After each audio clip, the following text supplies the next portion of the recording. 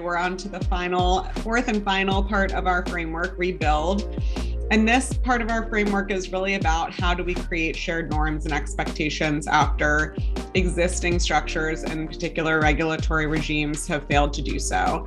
When I first started the Purple campaign back in the January of 2018, I heard from a lot of in-house counsel in particular that they were confused in a way because they felt like they had been doing what they had been told they should be doing by their outside counsel, by maybe other experts and consultants in terms of training, in terms of having an employee handbook, but that those steps really weren't enough to meet the cultural demands that they were hearing from their employees and in some cases from their consumer base as well. So they were really looking to the Purple campaign, which was exciting to me as an advocate, to help create some shared norms and expectations.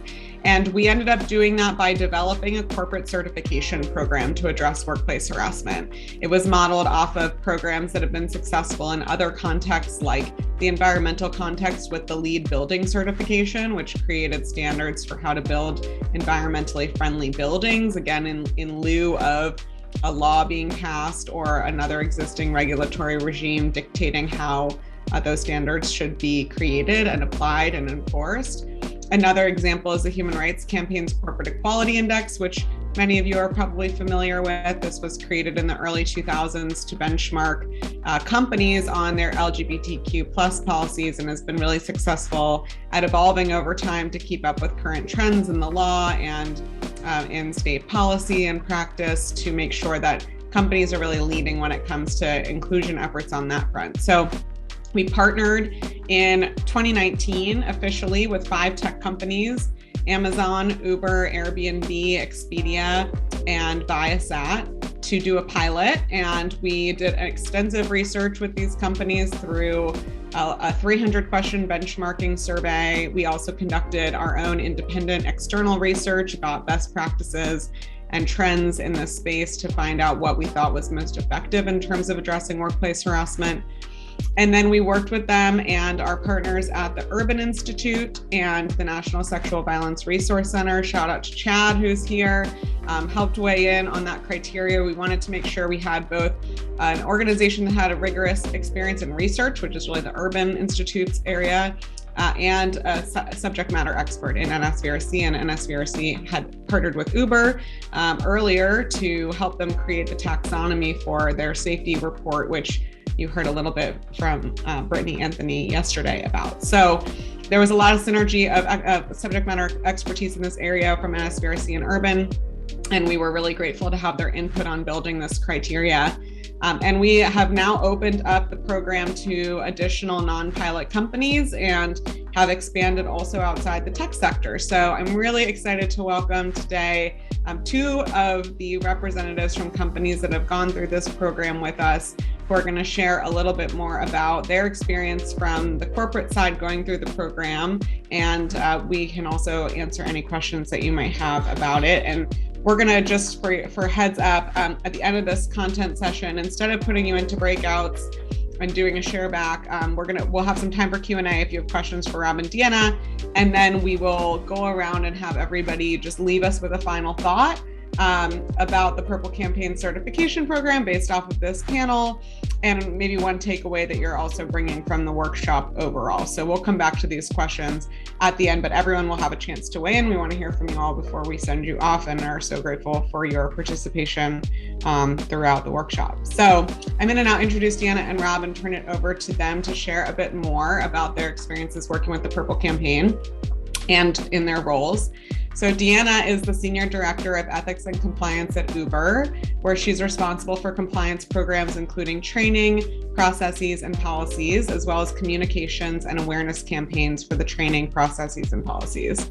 Deanna joined Uber in 2017 to facilitate the company's implementation of the 47 holder recommendations, which I think she'll talk a little bit more about. And before she worked at Uber, she served as VMware's Vice President of Global Ethics and Compliance and Head of Compliance for Siemens, the largest business unit outside of Germany, during the company's massive anti-corruption remediation.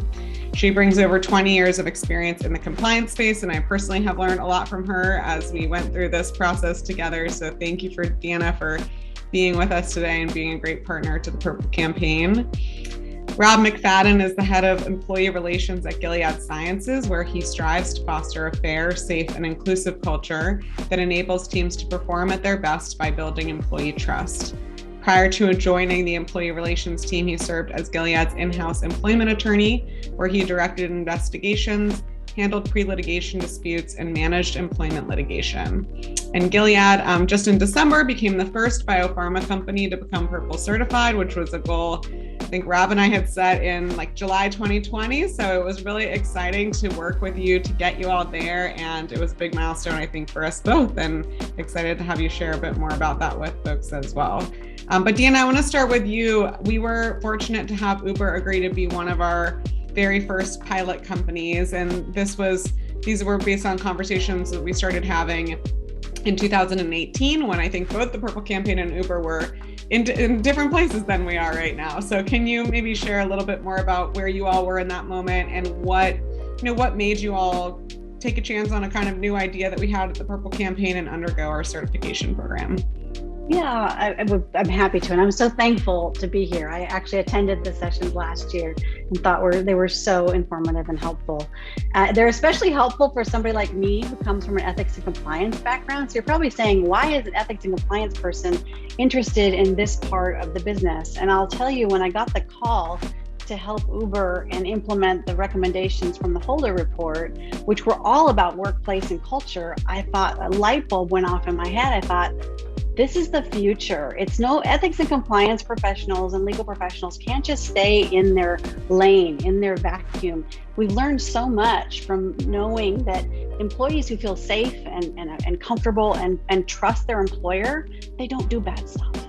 It's the employees that feel like they don't like their employer so much that might try to do something. And so from an ethics and compliance perspective, getting to the meat of the issue, the cultural issues in the company, is really where the future of the profession should be going.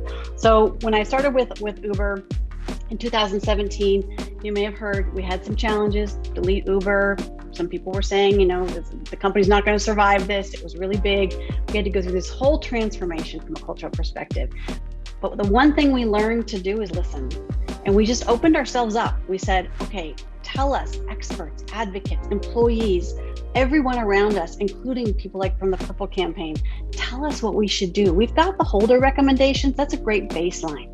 But where do we go from here? And that's where the Purple Campaign came into play, in that we could now take the program that we basically reformatted, transformed, and evolve it to the next level and make sure that we're benchmarking around the best in the business.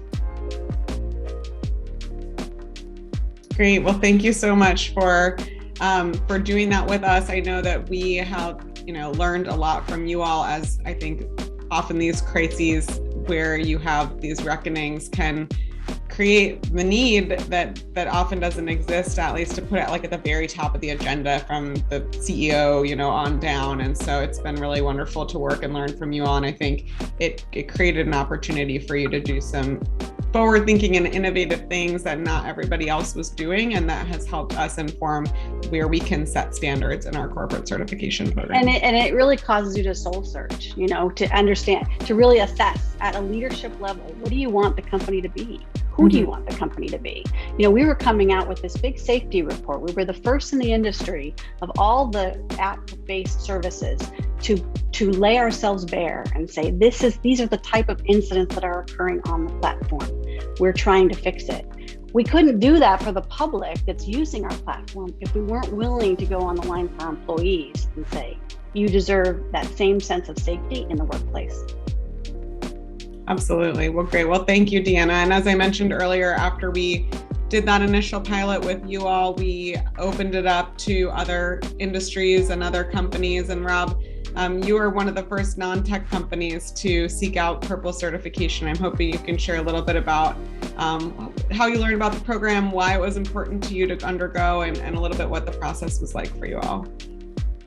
Definitely. And thank you for having me. I would boil it down to this. We were asking ourselves, what does good look like?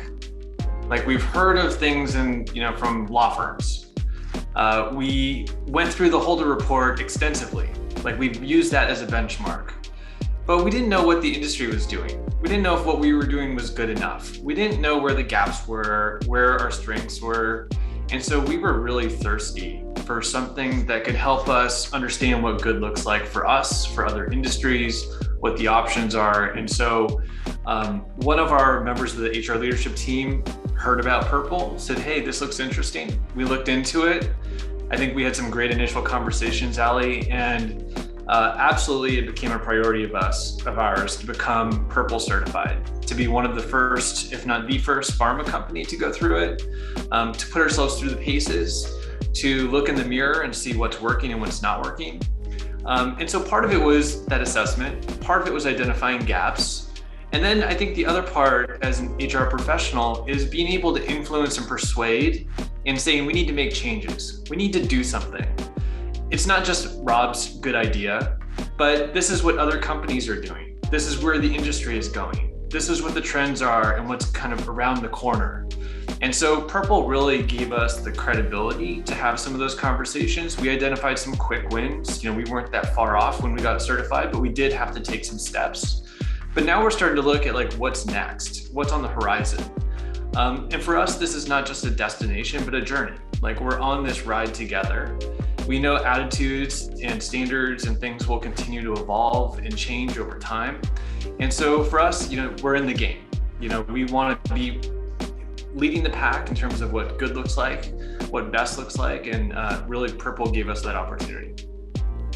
Thanks so much. That's great to hear. And for those of you who haven't gone through the process or aren't as familiar with it, it involves a couple steps, one of which is completing a survey that we wrote in coordination with those experts that I mentioned earlier, and also with the people on our advisory board, many of whom you've already heard from throughout this workshop. Corporate leaders like Elizabeth Nieto and Lynn Holland, who had experience sort of from inside the company, academics and experts like Justice Martinez and Scott. And we created a survey that is taken online, and then also companies turn over their written policies, so employee handbooks, codes of conduct, and we assess those against a rubric of criteria that we've identified.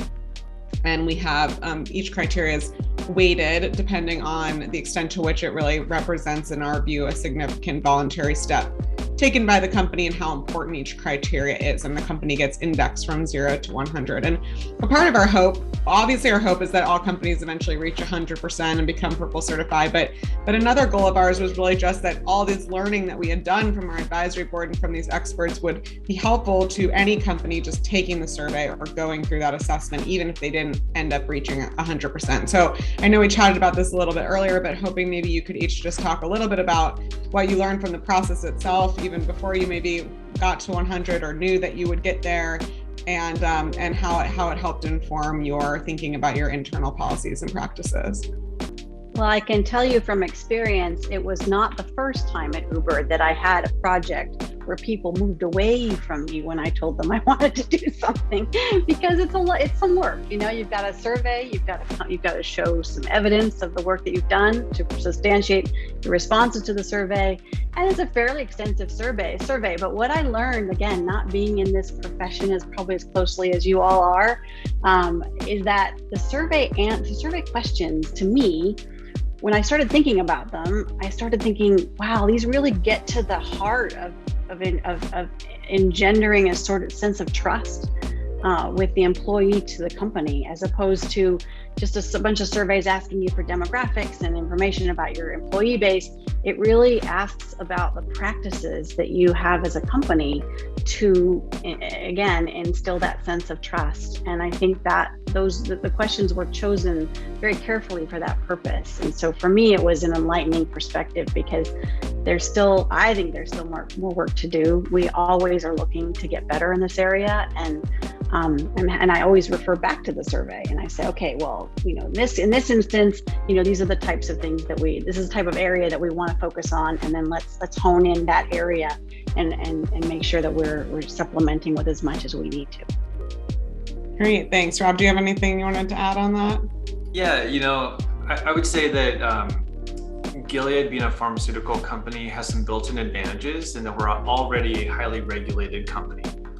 And so we have legal teams that do investigations, and we have hotlines that allow anonymous complaints in all languages across the world. And so we had a little bit of a head start, but I was really surprised. There were still areas we needed to address and gaps we needed to close. And it was not easy to complete the survey. It really did take some work. It was a little bit of a scavenger hunt across the organization. We met with teams across HR, with inclusion and diversity, with employee relations, with people who prepare HR reports for the board. We met with teams across legal, with corporate legal, with the litigation and investigations team, with corporate legal. We met with public affairs and how they put together various indexing, benchmarking surveys, et cetera. So it really made us look all over. It made us consider things we hadn't always considered. Employees, contractors, what's in the code of ethics, what's in our trainings, and no one had really done that top to bottom review before from that perspective. And so it was really informative. We learned a lot through it. We definitely found things we needed to address and up level, and we continue to work on those things. But we were luckily not that much had to be done to get a good certification score. But yeah, we thought it was really valuable, and we look forward to continuing to do it. Great. Yeah. And, we really tried to look at what were existing requirements in various state laws. And I think one interesting thing about a certification program for you lawyers out there, and particular shout out to Anne, who's in France. And we talked a lot about the fact when we were developing this, that, these are global companies we're working with. So you're dealing with variations in state law. You're also dealing with variations across countries. And I do think a certification program, while our program is pretty US focused, and we do ask companies to answer based on the US answer, if there is a different answer by country. One thing we've been able to do successfully is take a best practice that's emerging in a state. So for example, New York requires bystander intervention training. Other states don't necessarily require that. For big companies that have an employee base in New York, which is a lot of big companies, they've already incorporated doing that, and we're able to kind of standardize that for a company that's maybe headquartered in Chicago and isn't thinking to do that yet. So I think that's been one function. Well, and Australia and Canada need that as well. So there you go. If you're in those countries. Okay, there we go. Yeah, exactly. But we have tried to find a way to create, really global. Me Too. The Me Too movement was a global movement, and I think it really showed that people are affected by these issues all over. And companies like Gilead and Uber and Amazon and many of our pilot partners, they really are thinking globally about these issues. And so we've learned a lot about how to do that, though it's not easy, and it requires, I think, a lot of intentionality and research around it. So we had a question in the chat that I actually just wanted to pose to both of you all while we have your expertise from in-house, which was, we talked earlier in the last session about the sort of backlash that there feels like there's been to DEI initiatives, maybe culturally more broadly. We saw today that, the Disney company is getting penalized with their status in the law for taking a particular stand on an issue. And we have a question from Corey that's just wondering, do you all think this is, are you seeing that in the workplace itself, or is this sort of a media narrative that maybe isn't reflective of what you're seeing internally? I seem to recall, even at the time, there were some stories cropping up between, Google, a few other companies had, individuals that were backlashing against Me Too generally. And so it did appear that some companies were going through that. I have to say at Uber, diversity is the name of the game. Because I call us the Walmart of shared rides or shared app transportation, because we have so many different companies in a company. We have our corporate team, our corporate staff. We have people that work on the front lines with customers, customer service agents that are dealing with the riders and the eaters and the drivers every day. And so we have all different levels of education, all different levels of, demographically, it's a very diverse environment. And I have not seen any backlash. If anything, it's every step we take is a step further in the future. Yeah, I would say that we have seen a little bit of noise around this. Leadership is fully aligned. Inclusion and diversity is a key company goal of ours, and we're moving the needle and doing great things. But people bring their own personal experiences to the table. And when we talk about inclusion and diversity, some people, particularly white males, may hear something else. They may hear that promotion opportunities are not for me, or that I'm not valued here. And so, I do think there's a fine line in how we talk about some of these things and really emphasize the inclusive nature of it, that we're always trying to hire, promote, et cetera, the best qualified individuals. And we believe those come from all backgrounds.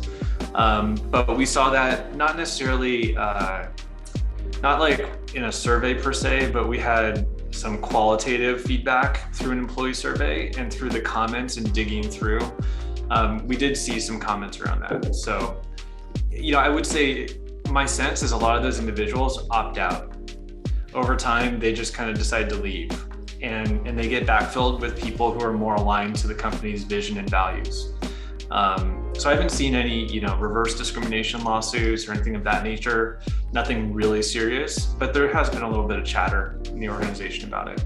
Yeah, well, thank you for sharing that. And I think it's a really important question, because a lot of the premise for the certification program was based on the idea that employees and consumers, they care what their companies are doing around this issue. In particular, we saw after Delete Uber that 57% of people said they would choose to boycott or support a particular company because of its position on a social issue. And so, there's been this increasing feeling that, companies can't really sit on the sidelines so much anymore when it comes to social issues. And in particular, I think this is not even a social issue. This is a workplace issue. This is an employment issue, right? Workplace harassment and discrimination are core parts of your mission as compliance, as HR, as legal. This is not a tangential political issue that companies need to make a hard choice about whether to weigh in on or not. If you're not taking this issue seriously, you may be in violation of Title VII, but you're certainly not creating the kind of workplace that's going to attract and retain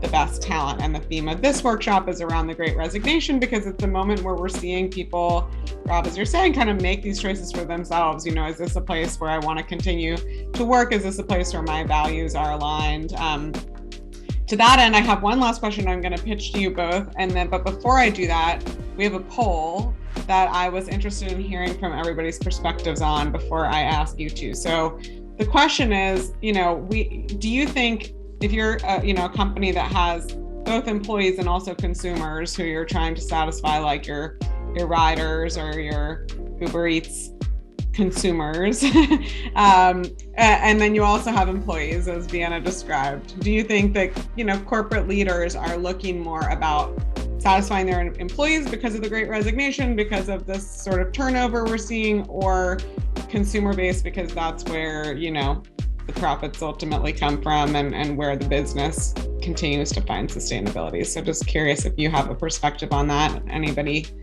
Everyone and anyone can vote here.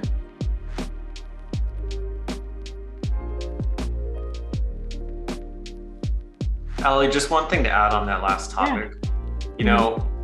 With the George Floyd situation, Gilead, like many other companies, issued statements about that directed towards our employees as well as external. And for many of us, that was the first time we weighed in on what was really a social issue, not necessarily a workplace issue. Mm-hmm. And that hit people in different ways. Many people felt more supported and seen than they ever had. Others felt like, why are you wading into this political issue? I wish the company would stop being so political.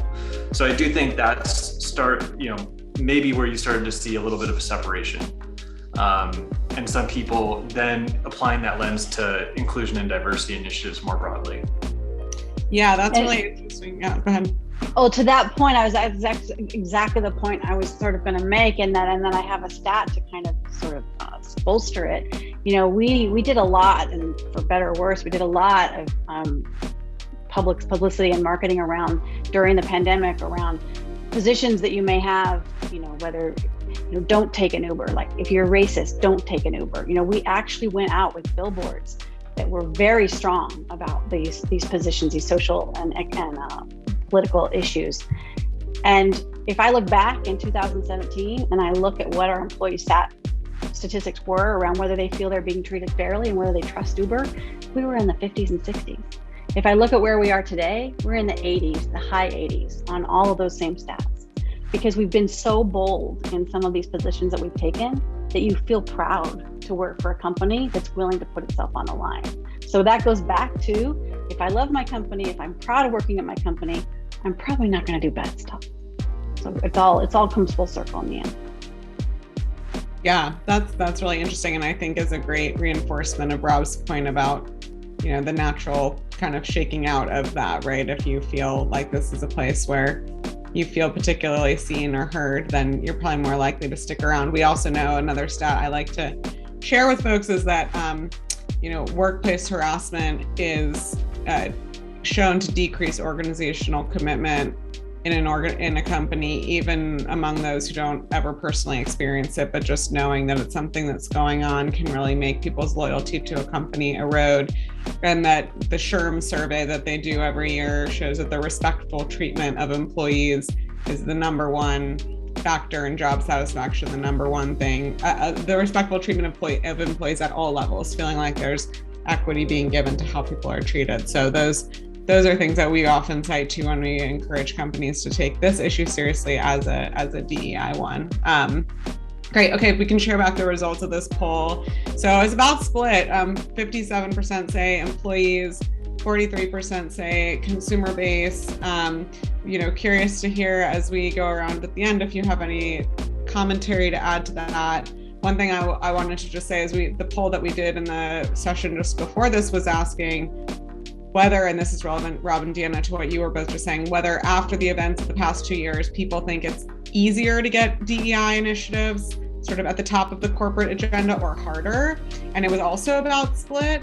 And I have a theory that with some of these questions, if you ask these things in March 2020 or June 2020 versus where we are now in April 2022, we've been through 2 years. And so I think, at certain moments, it's been really on the top of people's minds. And at other moments, companies have been just fighting to survive, right? With layoffs or supply chain issues. And so there have been so many competing dynamics, and those have not been the same ones over the course of the last 2 years. So I personally am curious, if we conducted some of these polls at different points over the past 2 years, how much we might have seen pendulum swing.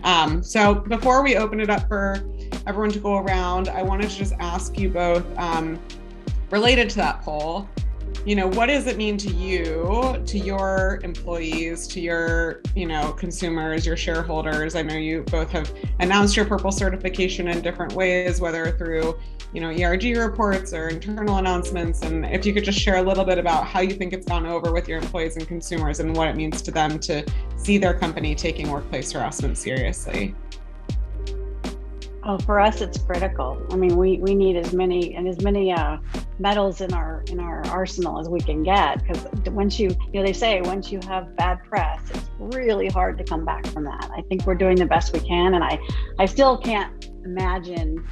I say it to everybody that I've ever encountered. Uber for me is the most ethical company I've ever worked for, and so the bad reputation that it had at one point, I feel we've come far beyond that, and this is just one area where we can say we've done the work, and we've come a long way. Our investors, our ESG constituents, this is no longer, when you're talking about D&I and whether these topics can rise to the top of the leaderboard on corporate priorities, they're there because that's what our investors expect of us. They don't expect us to just be focused on the drive to profitability. They also want to know that the road that we travel to get there, the way that we do it, is an ethical and upstanding way, and we can hold ourselves up high, our heads up high, and say that we did it the right way. I think for Gilead, becoming Purple certified is one data point among many. It's part of an ecosystem of things that we're doing to demonstrate our commitment proactively, not out of crisis, not to address an issue, not because we were forced in any way, but just because we want to do that and create a really inclusive, safe workplace. And so, when we announced it and shared the news internally, I wouldn't say it created a lot of fanfare. we got some thumbs up, some accolades, some kudos. But I think this is going to be something that we really, over the long term, bake into our employee value proposition, that we are a company that is committed, not just one and done, but continually to making those improvements and taking those steps and showing that we are a company that takes these matters seriously. So, that to me is one of those things. Over the long term, we really want to earn employee trust, and Purple and getting the certification and maintaining it will help us do that.